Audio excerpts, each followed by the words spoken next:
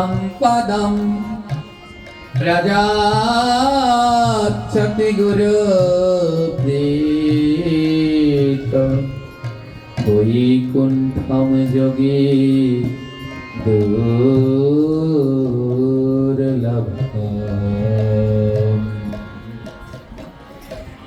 ধ্যান দিন মা, ভাগবতের এই শ্লোক আমাদের কি বললেন? এই শ্লোক বললেন চিন্তামণি লোক সুখ। এই মনুষ্য জাতিকে কেউ যদি সুখ দিতে পারে, এই মানব জাতিকে কেউ যদি সুখ দিতে পারে, সে হলো একটা পাথর। পাথরটার নাম হলো চিন্তামণি পাথর।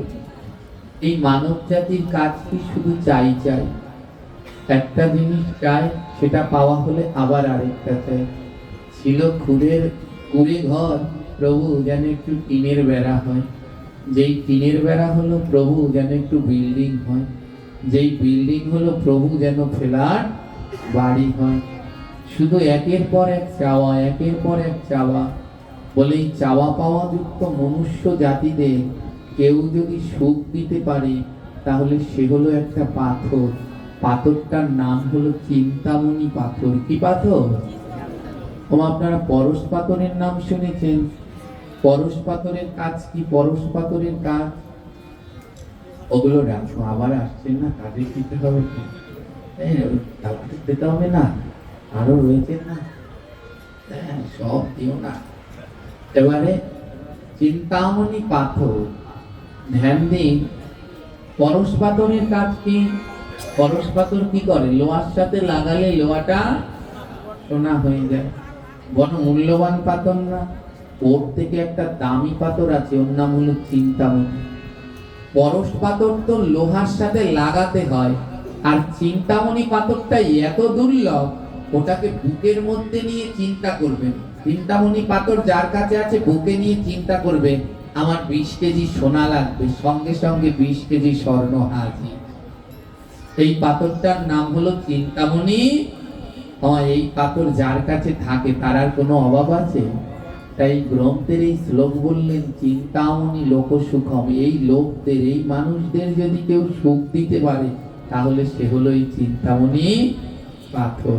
কিন্তু এই সুখ দিতে পারে, ধন দিতে পারে, টাকা পয়সা দিতে পারে, অর্থ বৈভব দিতে পারে, কিন্তু গোবিন্দ দিতে এ পাথর পারে না। এ পাথর টাকা পয়সা, গোবিন্দ, সুখ শান্তি দিতে পারে, কিন্তু ভগবানকে দিতে পারে না। আর কি বললেন? সুরাদ্রাহ স্বর্গ সম্পদ। স্বর্গে রয়েছে একটা সম্পদ, ওই সম্পদটার নাম হলো কল্পবৃক্ষ। কি নাম? পড়েছেন গ্রন্থে, গল্প কথায়, কল্পবৃক্ষের কাছে যে যা চায় সে তাই পায়। এই যে আপনাদের এখানে দুর্গাপুজো হয়, দুর্গাপুজো, মা দুর্গা কয় ছেলে মেয়ে জানেন? কয়জন ছেলে কয়জন মেয়ে? জোরে বলবেন। 2 ছেলে 2 মেয়ে। 2 ছেলের নাম কি আর 2 মেয়ের নাম কি? আদৌ লক্ষ্মী সরস্বতী মা দুর্গার মেয়ে নয়, মা দুর্গার বড় 2 দিদি। কি হয়? বড় 2 দিদি। মা দুর্গার থেকেও বড় হলেন লক্ষ্মী, আর লক্ষ্মীর থেকেও বড় হলেন সরস্বতী। বড় দুঃখ, সারা জীবন ভুলই শিখলাম, সঠিক আর শেখা হলাম না। মা দুর্গার প্রথম মেয়ের নাম হলেন, মা দুর্গার হলেন 9খানা মেয়ে, আর মা দুর্গার প্রথম মেয়ের নাম হলো অশোক সুন্দরী। যখন ভোলানাথ চলে গেলেন, মা দুর্গার প্রথম সন্তানের নামই হলো অশোক সুন্দরী। ভোলানাথ যখন মা দুর্গাকে ছেড়ে তপস্যা করতে গেলেন, শোকে মা দুর্গা থাকতে পারছেন না, তখন স্বর্গে গেলেন ওই কল্পবৃক্ষের কাছে। এ কল্পবৃক্ষ, আমার বড় শোক দুঃখ দূর করো। তখন কল্পবৃক্ষ বুঝতে পারলেন শোক কিসের জন্যে, কারণ তার কাছে কোনো আপনজন নেই।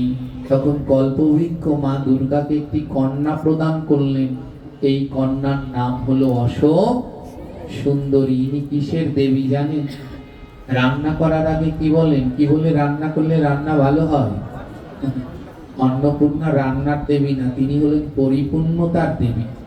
যখন কোনো কিছুতে চাল ভরবেন, চাল ভরার সময় বলুন অন্নপূর্ণায়, তাহলে ভরা থাকবে। কোনো রান্না করে কিছুতে পাত্রে ঢালছেন, ঢালার সময় বলুন অন্নপূর্ণায় নম, কিন্তু রান্না করার দেবীর নাম হলো অশোক সুন্দরী।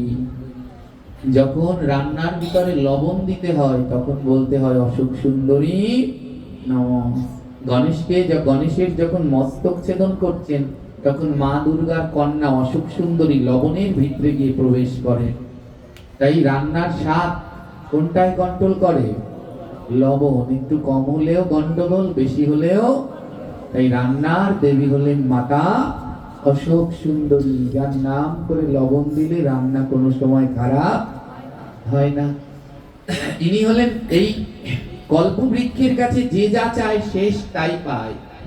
ইনি হলেন স্বর্গের সম্পদ, সুরাদ্রাহ স্বর্গ সম্পদ। স্বর্গের সম্পদ হলেন এই কল্প বৃক্ষ। আর পৃথিবীর সম্পদ কি? একটু আগে শুনলেন, চিন্তামণি পাথর। মনে রাখতে হবে, পৃথিবীর সম্পদ চিন্তামণি পাথর, আর স্বর্গের সম্পদ কল্প বৃক্ষ।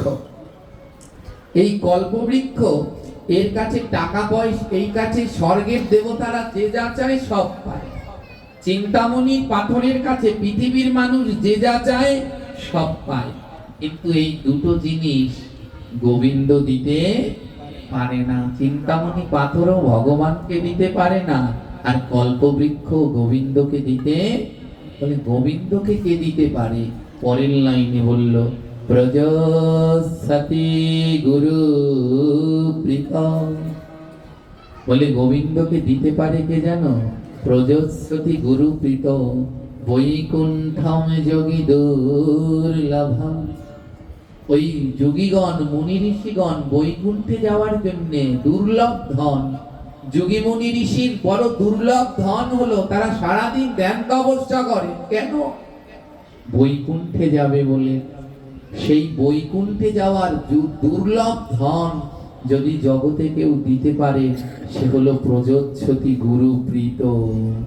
বলে গুরুকে যদি ভালোবাসতে পারো, গুরুর সেবা যদি করতে পারো, চিন্তামণি পাথর যা পারে না, কল্পবৃক্ষ যা পারে না, গুরুর সেবা অর্চনা করলে সেই বৈকুণ্ঠ যোগী দুর্লভ ধন অনায়াসে লাভ করা যায়। এই জগতে গুরু সেবা এত দুর্লভ মা, গুরু সেবা করলে সাক্ষাৎ সেই বৈকুণ্ঠের যোগী দুর্লভ ধন গোবিন্দ লাভ করা যায়। আজ সেই শ্রী গুরুদেবেরই নিকুঞ্জ গমন উপলক্ষে এখানে হরিকথার আয়োজন। গুরু কারো একার নয়, গুরু শুধুমাত্র কারো একার নয়। আমার কানে তিনি মন্ত্র দিলেন তাই বলে সে শুধু আমার গুরু, এটা যদি কেউ ভাবে তাহলে সে ভুল ভাবে। এই জগতে আপনার গুরু সে আমার গুরু, আমার গুরু সে আপনার গুরু। গুরু জগৎ গুরু, গুরু জগৎ গুরু। যার কাছ থেকে জ্ঞান অর্জন করা যায়, শেখা যায়, তিনি গুরু। কেউ যদি ভাবেন শ্রী অষ্টোত্তর শত মুরারি দাস বাবাজি মহারাজ এই গৌরগোবিন্দ দাসের গুরুদেব, না, এমন নয়। তিনি আমার আপনার সবার জগতের প্রত্যেকেরই তিনি শ্রী গুরু। তার কাছ থেকে যিনি অর্জন করতে পারবেন তিনি গুরু। তোমার ধ্যান দিন গুরুকে। গুরু কেমন হওয়া উচিত? আমরা বড় দুর্লভ ধন হারিয়ে ফেলেছি। এখানে শ্রী গুরুদেবের এই নিকুঞ্জ গমন উৎসব উপলক্ষে আয়োজন। নিশ্চয়ই এখানে আমাদের অনেক গুরু ভাই বোন এই আসরে আছেন। যারা আছেন আপনাদের এই অধম ভাই, আপনাদের চরণে দণ্ডবত প্রণাম জানাচ্ছি। আমাদের শ্রী গুরুদেব এক সেবার আদর্শ নিষ্ঠ মূর্তমান পতি। কি বলবো তার কথা? সহস্র বদন যদি থাকে, 1000 বদন যদি থাকে, আর 1000 যুগ যদি দেয়া হয়, তাও কেউ মুরারি দাস বাবাজির মাহাত্ম্য বলে শেষ করতে পারবে না। শেষ করতে পারবে না। এ জগতে সাধু সেবার যদি কেউ নিষ্ঠাবান উদাহরণ দেখতে চান তাহলে সে হলো শ্রী শ্রী অষ্টোত্তর শত মুরারি দাস বাবাজি মহারাজ। তার কাছে সাধু সেবা ছাড়া আর কিছুই ছিলেন না। তার কাছে সাধু সেবাই হলেন সর্বশ্রেষ্ঠ। মা কথা বলবেন না, তার কাছে সাধু সেবাই ছিল প্রাণ। তিনি দেখতেন না আমরা বর্তমান সময়ে বড় দোষ দেখি। এ জগতে প্রকৃত শিষ্যকে জানেন যে গুরুর বাক্য নিষ্ঠার সাথে পালন করেন। আমাদের প্রভুপাদ শ্রী অষ্টোত্তর শত তিনকড়ি গোস্বামী মহারাজ তার বাণীতে বলেছেন যে অন্যের দোষ দেখে তোমার সব থেকে বড় দোষ কি জানো? অন্যের দোষ দেখাই তোমার সব থেকে বড় দোষ। এটা আমাদের প্রভুপাদ তার বাণীতে বললেন, অন্যের দোষ দেখাই বড় দোষ। হ্যাঁ, আমাদের যারা দাদারা রয়েছেন তাদের একটি বিশেষ অনুরোধ করব, আমাদের প্রভুপাদের অমূল্য বাণীগুলো, হ্যাঁ, শ্রী গুরুদেবের অমূল্য বাণীগুলো আপনারা প্রত্যেকটা চিত্রপটের নিচে দেবেন, যেগুলো পড়ে আমাদের জ্ঞান অর্জন হবে। এক একটা বাণী এক একটা মূল্যবান সম্পদ মা। তার 32টা বাণীর মধ্যে কি অমূল্য রত্ন, না পড়লে বুঝতে পারবেন না। ধ্যান দিন। বললেন এ জগতে আমাদের সব থেকে বড় দোষ কোনটা? অন্যের দোষ দেখাই হলো বড় দোষ। আর আমরা সারাদিন কি করি? অন্যের দোষ দেখে বেড়াই, নিজের দোষ খুঁজি না। বলে কৃষ্ণ পাওয়ার সর্বশ্রেষ্ঠ, প্রভুপাদ তার আরেকটি বাণীর মধ্যে বললেন কৃষ্ণ পাওয়ার সর্বশ্রেষ্ঠ পন্থা হলো আত্মদোষ অনুসন্ধান করা। নিজের দোষ যিনি অনুসন্ধান করতে পারবে সে অবশ্যই কৃষ্ণ পাবে। হ্যাঁ, আমরা নিজের দোষ অনুসন্ধান করতে পারি না, অন্যের দোষ খুঁজে বেড়াই। শ্রী গুরুদেব, আমাদের শ্রী গুরুদেব ছিলেন গুরু বাক্য পালনের একনিষ্ঠ প্রতীক।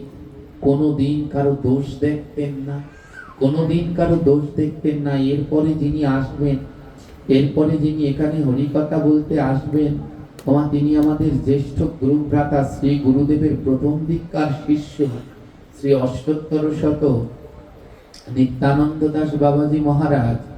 হ্যাঁ, ইনি একজন ব্রাহ্মণ। আমাদের শ্রী একটু আগে বলছিলাম শ্রী গুরুদেব শিখাতেন ব্রাহ্মণকে কেমন করে সম্মান দিতে হয়। ভগবান নিজের আগে ব্রাহ্মণদেরকে অধিকার দিয়েছেন জানে, বলে আমার থেকেও আরো দুটি জাতির প্রাধান্য বেশি। হ্যাঁ, গোবিন্দের থেকে বললেন আমার থেকেও দুইজনার ক্ষমতা আরো বেশি। তাই গোবিন্দ বললেন আমাকে প্রণাম করবার আগে তাদের স্মরণ করবে। তাই গোবিন্দকে প্রণাম করবার আগে বলতে হয় কি, নমো ব্রাহ্মণ্যে দেবায় গো ব্রাহ্মণ হিতায় চ। গোবিন্দ বললেন আমার থেকেও আরো দুই জাতি বড়, প্রথম হলো গো আর দ্বিতীয় হলো ব্রাহ্মণ। আমি দেখতাম শ্রী গুরুদেব কোন ব্রাহ্মণ দেখলে তাদের চরণে লুটিয়ে পড়তেন, হিসেব করতেন না তিনি মাছ খেত না মাংস খেত, তিনি সদাচারী না বেবিচারী। শিখালেন জগৎকে শিখালেন কারো দোষ দেখে নয়, লুটিয়ে পড়তেন। ব্রাহ্মণ দেখা মাত্রই লুটিয়ে পড়তেন। আর আজ আমাদের ধ্বংসের কারণ কি জানেন? এইখানেই যারা আমরা বসি, এই আসনেই যারা বসি, এই আসনেই বসে এই মুখে ব্রাহ্মণের নিন্দা করছি মোটেই উচিত নয়। কারোই দোষ দেখা উচিত নয়। এ জগতে যিনি মান দিতে জানেন সে মান পায়, আর যে মান দিতে জানেন না সে কোনোদিন মান পায় না। কোনো গাছে যদি বেশি ফল হয়, যে গাছ বেশি ফল দেবে কি করে চিনবেন? যে গাছ বেশি ফল দেবে সে বেশি বড় হয় না, নিচু হয়। দেখেন এখন কলমের আম গাছ পাওয়া যায়, বড় লম্বা হয় কি? ছোট ছোটতেই আম হয়ে যায়। অর্থাৎ ফল গাছ, ফলবতী বৃক্ষ চেনার উপায় হলো যে নিচু হয়, কোনোদিন উঁচু হতে চায় না। যে বৃক্ষ নিচের দিকে ধাবিত হয় জেনে রাখবেন সেই বৃক্ষ অনেক ফল দেবে। আর সাধু চেনার উপায় বলে যে নত হতে জানে, যে প্রণাম করতে জানে, যে মাথা নোয়াতে জানে, যে ভক্তের চরণে হাত দিতে জানে, বলে ও প্রকৃত সাধু। প্রকৃত সাধু আমাদের শ্রী গুরু মহারাজ ছিলেন তেমন। বড় মূল্যবান রত্ন আমরা হারিয়ে ফেলেছি গো। কেমন ভাবে সম্মান করতে হয়। যার ললাটে তিলক দেখতেন, কণ্ঠে তুলসীর মালা দেখতেন, তার চরণেই লুটিয়ে পড়ে দণ্ডবত প্রণাম জ্ঞাপন করতেন। কারণ আমার মহাপ্রভু শিখিয়েছেন কণ্ঠে দেখিবে ত্রিদণ্ডীর হার, ললাটে দেখিবে যার তিলক সুন্দর, তাহার সাথে করো সদা বৈষ্ণব ব্যবহার।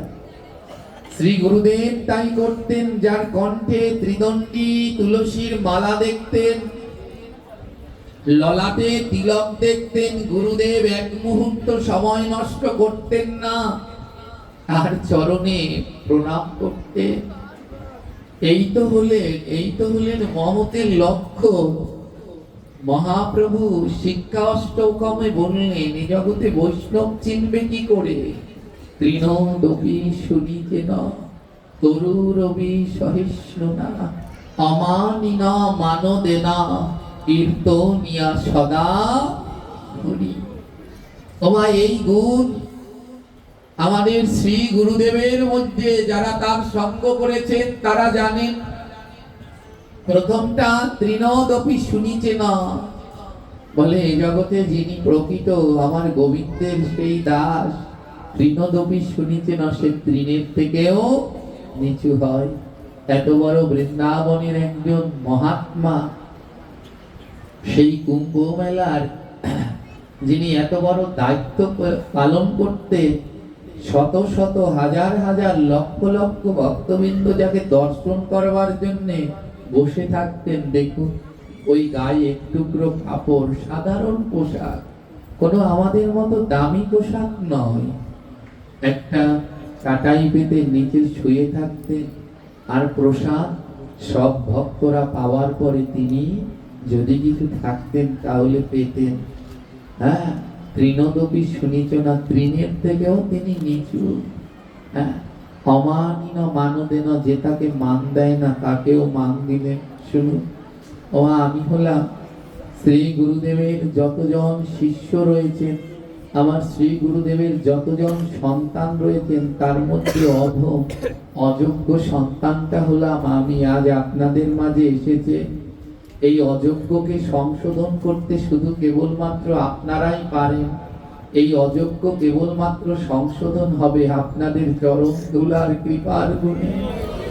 তাই কৃপা করে এই অধমকে চরণ ধুলা দিয়ে সিক্ত করবেন, যেন সংশোধন হয়ে শ্রী গুরুর নির্দেশিত পথে চলতে পারবে। আমি শ্রী বৃন্দাবনে যখন গেলাম, তখন আমাদের ওখানে কাম্যবনে এক মহাত্মার সাথে আমাদের দর্শন হলো। আমরা জেঠুগুরু বলি তাকে সম্বোধন করলাম। হ্যাঁ, তিনি এক সময়, নামটা আমি ভুলে গেছি, তার শ্রীবদনে শ্রবণ করলাম যে শ্রী গুরুদেব কেমন কৃপার মূর্তি ছিলেন। তো ওই জেঠুগুরুর কাছে আমরা এক রাত্র ছিলাম। উনি আমাদেরকে বললেন, জানো তোমরা কত ভাগ্যবান, এমন এক মহৎ শ্রী গুরুর কৃপা তোমরা লাভ করেছ। আমাদের দুই ভাইকে বললেন, তোমরা এই দুই ভাই এমনি ভাবে একসাথে থেকো আজীবন, এবং শ্রী গুরুদেব তোমাদের যা দিয়ে গেলেন বড় যত্ন করে রেখো। তোমরা বড় ভাগ্যবান যে এমন শ্রী গুরুর কৃপা পেলে। উনি বললেন, শোনো তোমাদেরকে আমি বলছি, উনি এক সময় মুরারি মোহন, যেটা আমাদের কেশিঘাটে প্রধান আশ্রম, ওই বাবাজি জেঠুগুরু মহারাজ এক সময় মুরারি মোহনে থাকতেন। এখন তিনি সেই কাম্যবনে আছে। তো উনি আমাদের বললেন একদিনকার ঘটনা। একবার আমাদের মুরারি মোহন, আজকের 9 মাস, মুরারি মোহনের প্রধান আদর্শ কি জানেন? সাধু সেবা। বৃন্দাবনে যেখানে যান, প্রসাদ পান আর না পান, যদি কেউ একবার মুরারি মোহনে যান, প্রসাদ না পেয়ে সে আসতে পারবেন না। সাধু সেবা কিভাবে দিতে হয় সেটা আমার শ্রী গুরুদেব শিখিয়েছেন।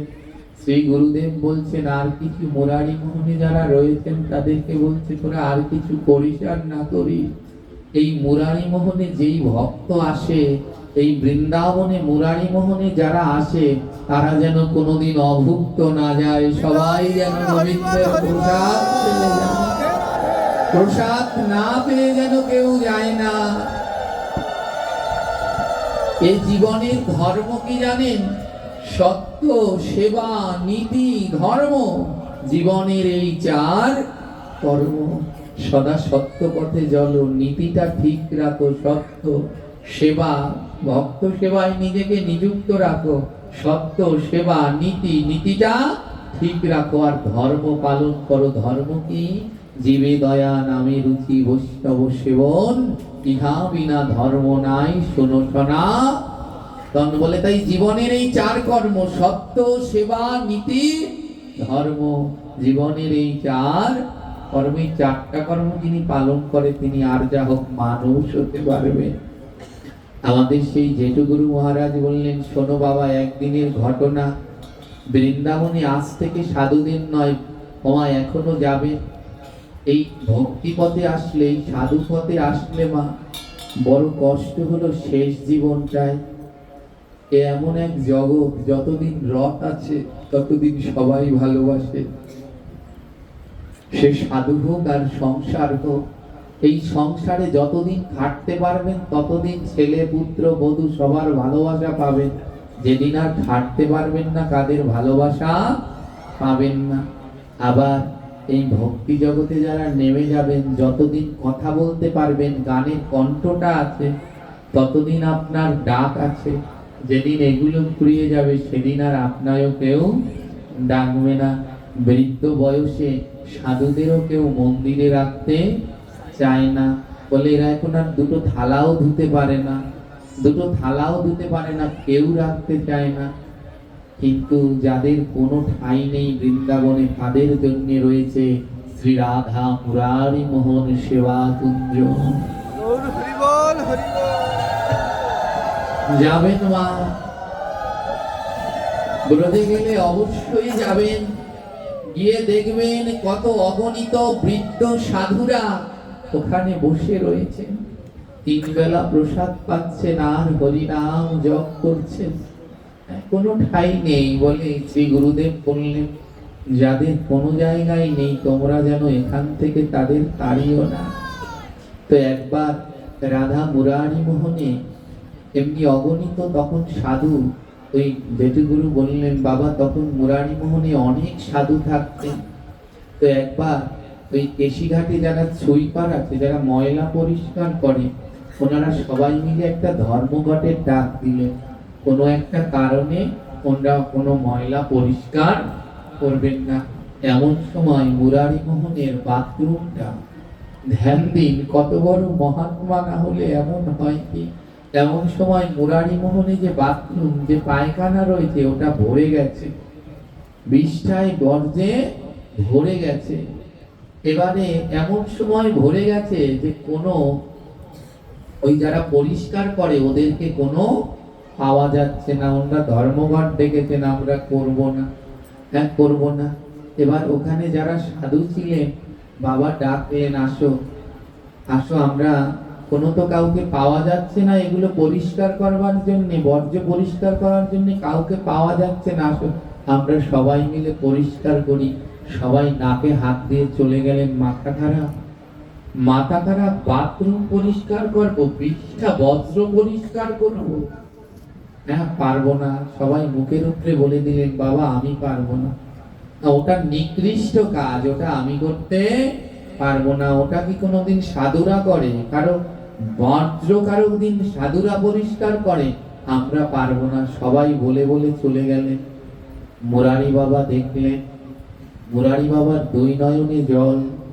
এতজন বৃদ্ধ সাধু এই আশ্রমে রয়েছেন, যাদের শরীরে শক্তি আছে তারা তো অন্য কোথাও যেতে পারবে, কিন্তু এই বৃদ্ধ সাধুদের গতি কি হবে?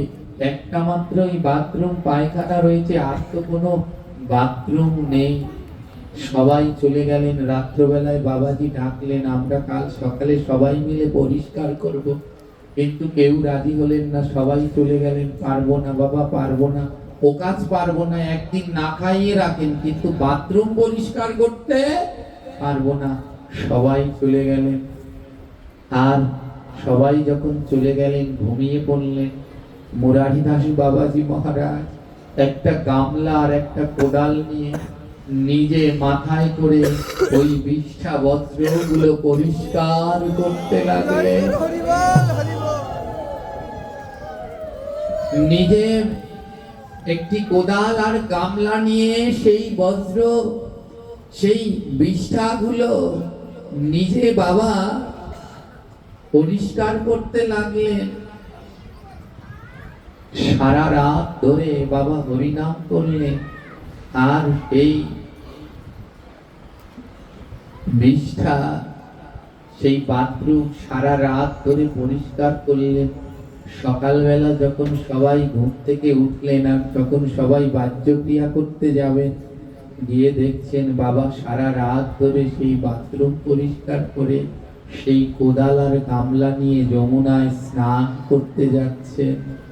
শিক্ষা দিলেন জগৎকে সাধু সেবা কেমন করে করতে হয়।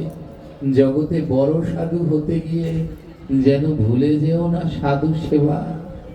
কেমন ভাবে সাধু সেবা করলেন, অন্যের সেই বিষ্ঠা বজ্রগুলো সেইগুলো বাবা নিজে মাথায় করে নিয়ে পরিষ্কার করে জগৎকে শিক্ষা দিলেন।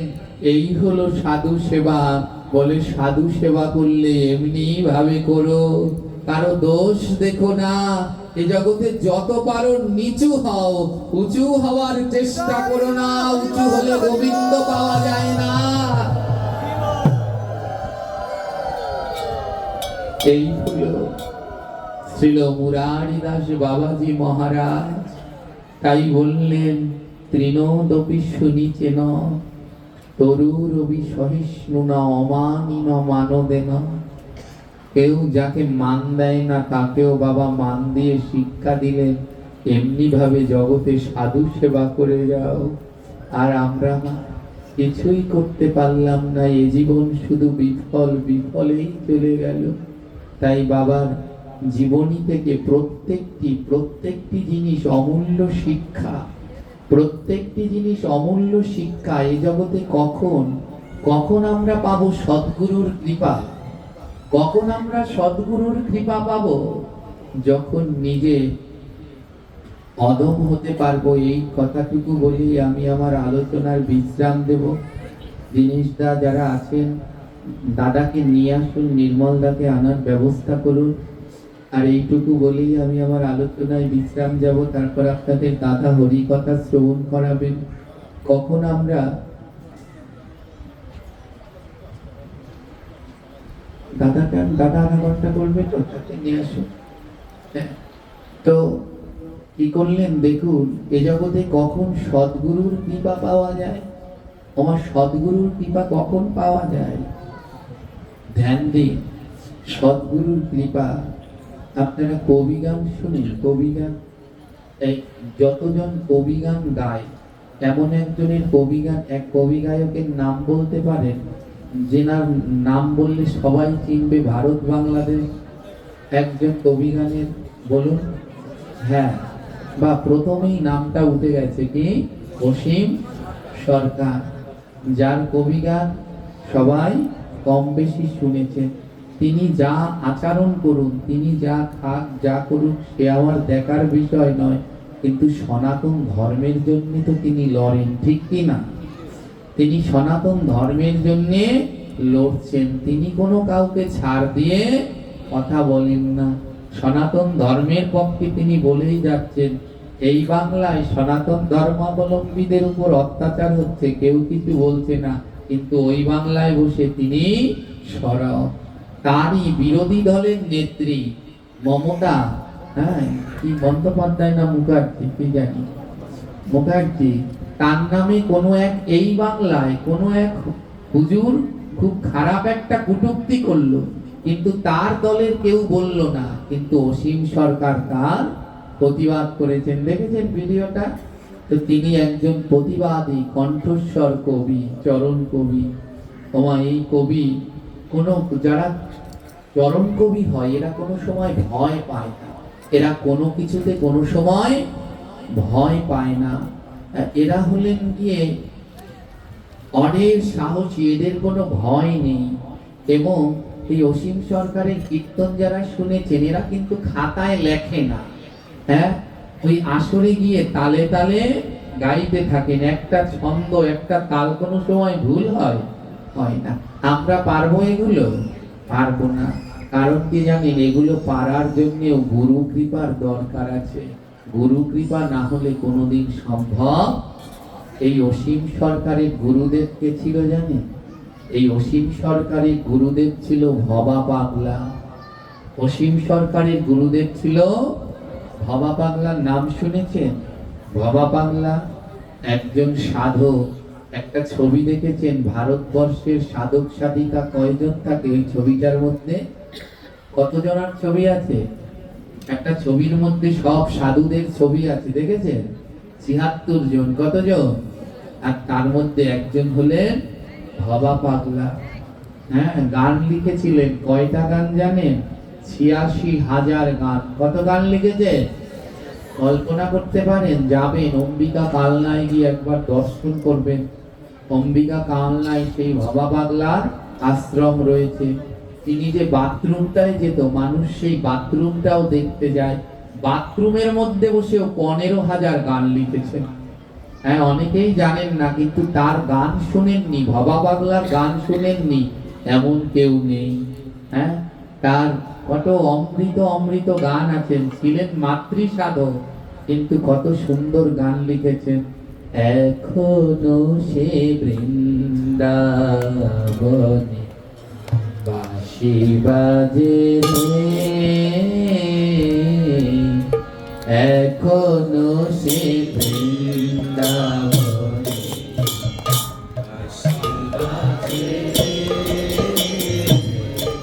বাঁশি বাজে, বাঁশি বাজে, বাঁশি বাঁশি বাজে রে,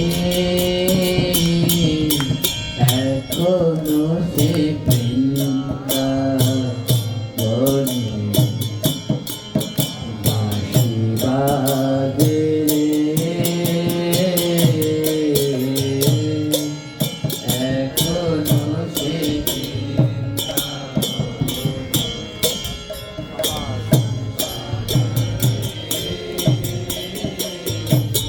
কে নাম শুনেছে এই ভজন? অনুরোধ করেছেন আসার পথে মায়েরা দুটো ভজন গাইবেন। কি করে গাবো? একে জ্বরে গলা গেছে ভেঙে, দ্বিতীয়তে আর বাজাবার কেউ নেই। এই ভজন কে না শুনেছেন? এই ভজন যিনি লিখেছেন তিনি হলেন ভবা পাগলা। এই ভবা পাগলার শিষ্য ছিল অসীম সরকার। ধ্যান দিন, অসীম সরকার গুরুদেবের কাছে নাম নিলেন। গুরু কৃপা না হলে কোনোদিন কণ্ঠ বলুন আর যা বলুন কোনো কিছুই হয় না। আর অসীম সরকার যেখানে যায় আসর ভরে যায়, কিন্তু এক সময় যেত না। গুরু কৃপা না হলে কোনোদিন এটা হয় না। অসীম সরকার যেই আসরেই যেতেন ভক্ত আসতেন না, যেই আসরেই যেত ভক্ত আসতো না। তাই তার গুরুদেবের কাছে গেলেন, ভবা পাগলার কাছে গেলেন, গুরুদেব আমাকে একটু আশীর্বাদ করে দিন, আমি গান গাই কিন্তু ভক্ত যাও আসে, আসলেও আবার থাকে না। একে আসে না, আবার আসলেও থাকে না, আপনি একটু আশীর্বাদ করুন। ভবা পাগলা তো বড় মরমী সাধক।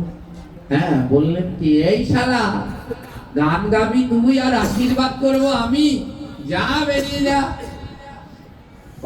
আশীর্বাদটা চাইতেন কোথায় জানেন? ভবা পাগলার ২ তলা একটা বিল্ডিং ছিল, ওই ২ তলার উপরে বসে ভবা পাগলা গান লিখত।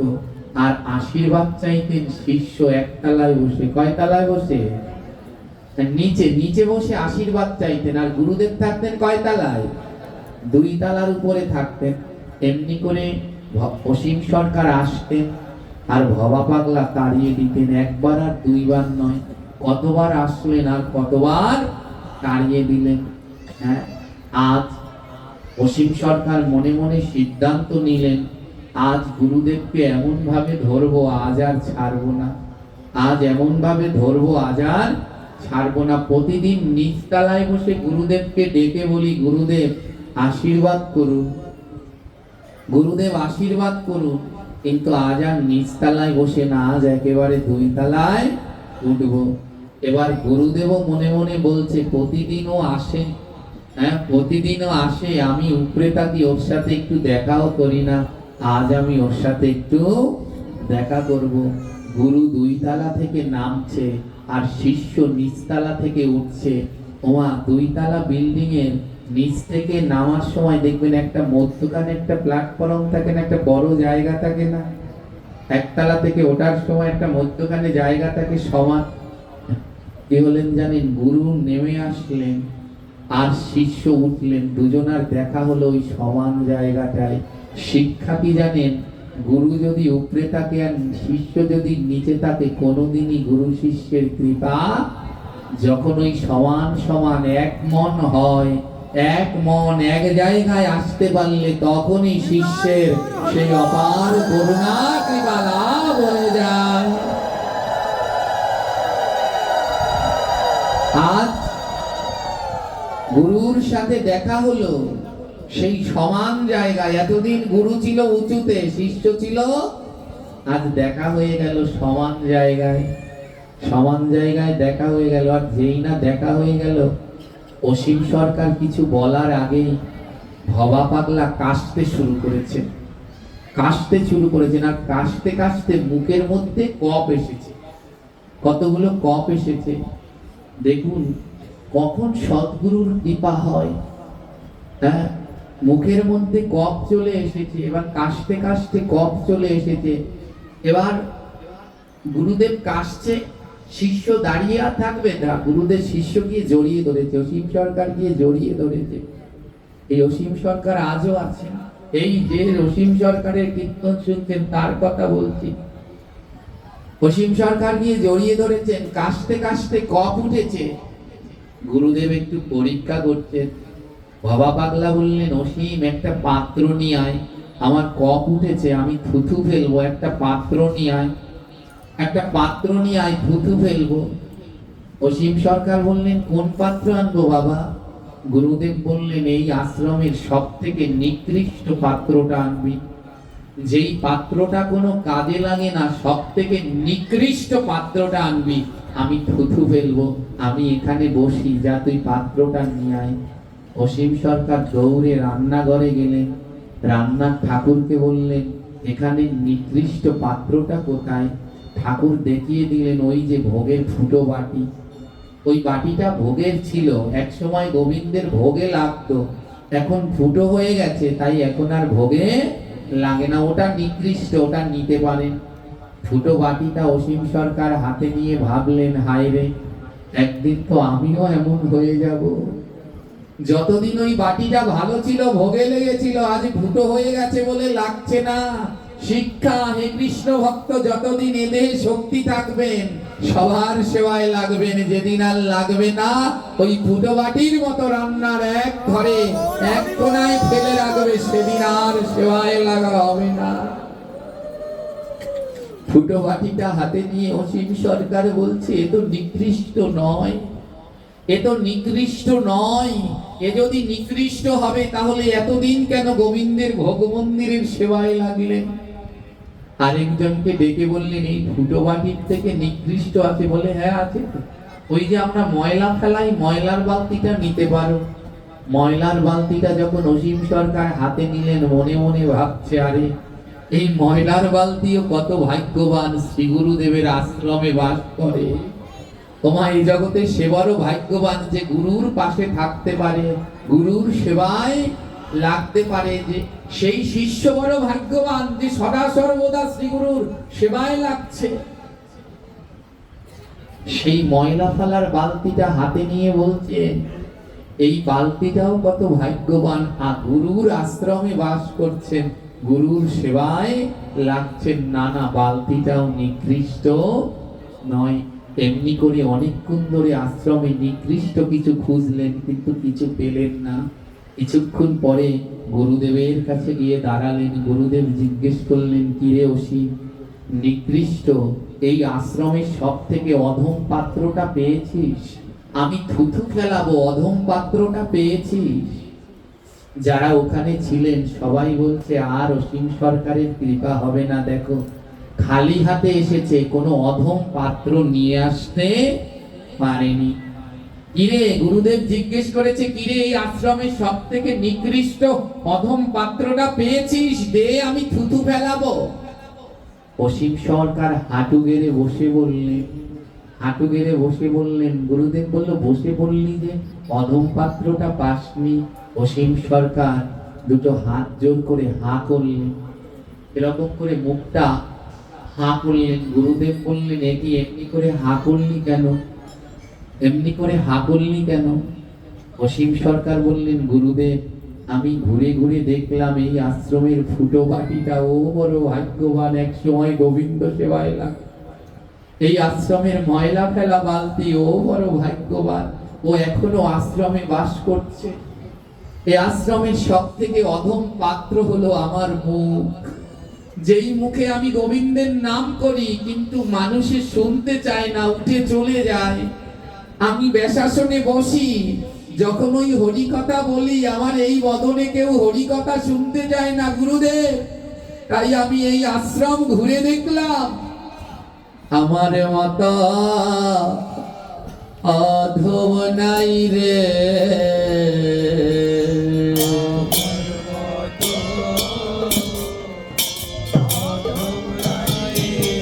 আমার মতো অধম নাই রে।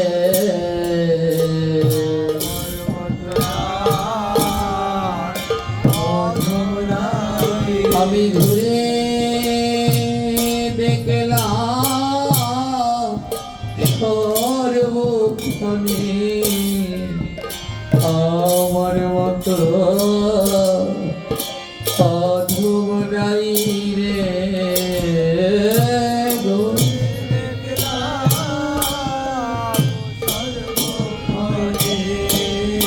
রাধে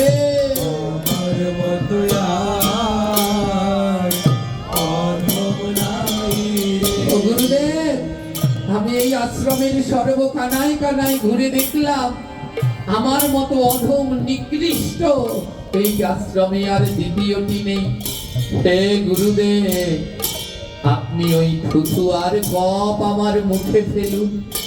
যেই মুখে নাম করলে ভক্তরা শুনতে চায় না, চলে যায়, সেই মুখের থেকে নিকৃষ্ট আর কিছু হয় না।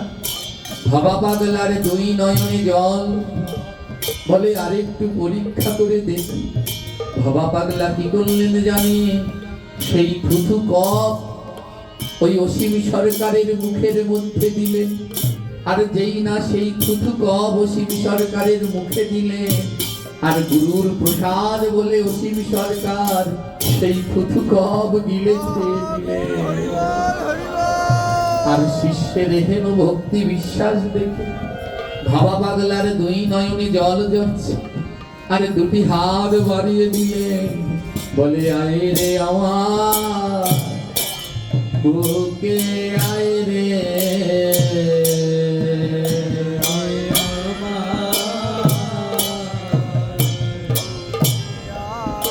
ওরে, আয় রে আমার বুকে, আয় রে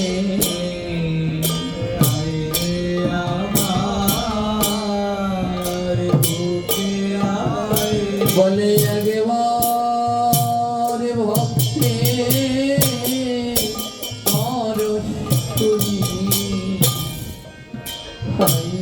রে আমার বুকে, আয় রে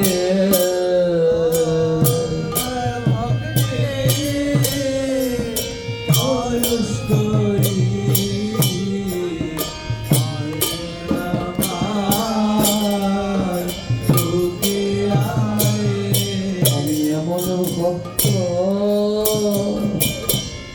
কোথায় পাবো? ভক্ত কোথায় পাবো? বলো কাকে ধরে প্রাণ জুড়াবো? তুমি এমন ভক্ত কোথায় পাবো?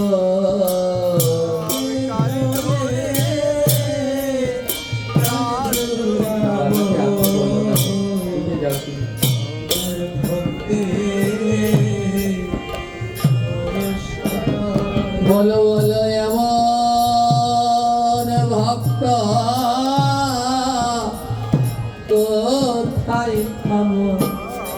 আমি তাকে ধরে প্রাণ জোড়াবো। মন ভক্ত কোথায় পাবো, তাকে ধরে প্রাণ জোড়াবো। বলে আয় রে আমার বুকে আয় রে, আমার বুকে আয় বলে একবার ভক্তে পরশ করি। আয় রে আমার বুকে আয় রে, ভক্তি পরশ করি। একবার আমার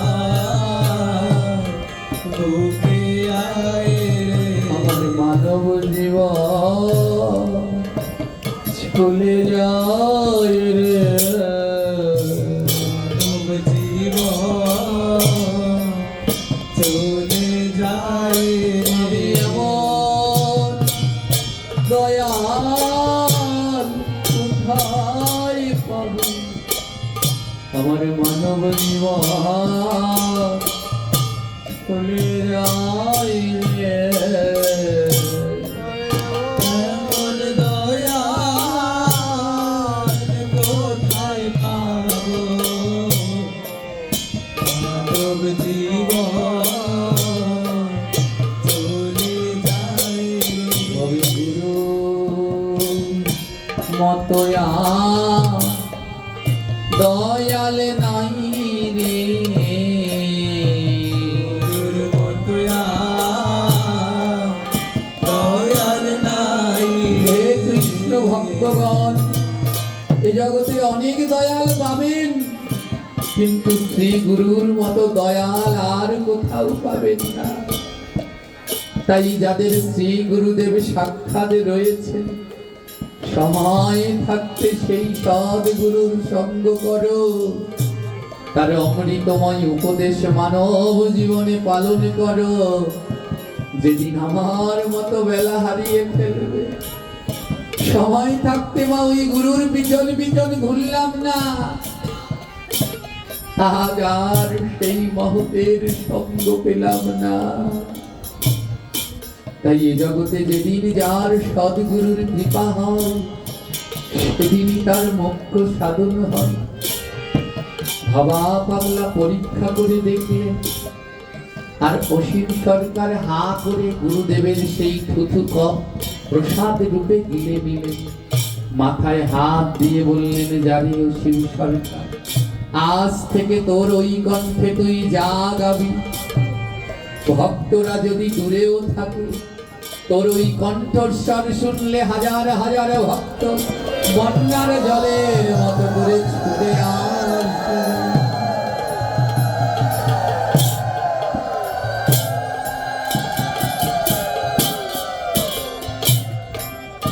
এই হলো মা গুরু কৃপা। জয় নিতাই।